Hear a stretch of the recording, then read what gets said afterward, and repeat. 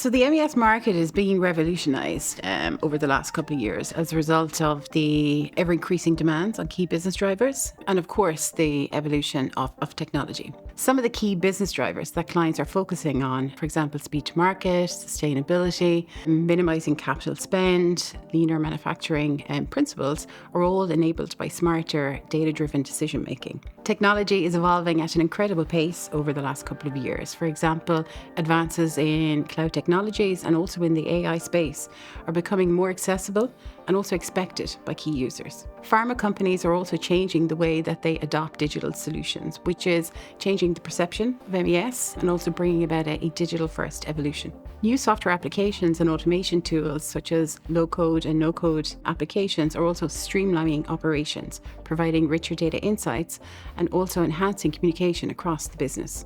Data-driven decision-making provides real-time data insights which drive continuous improvements across the business.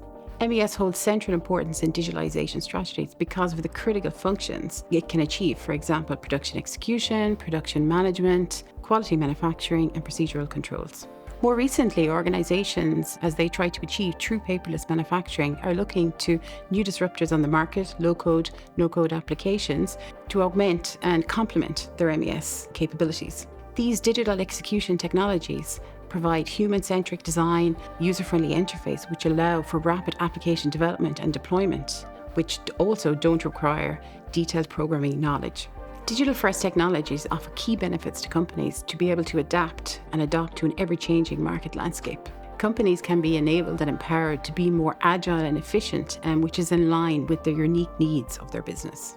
Adopting these technologies may seem daunting for some companies looking at these technologies for the first time.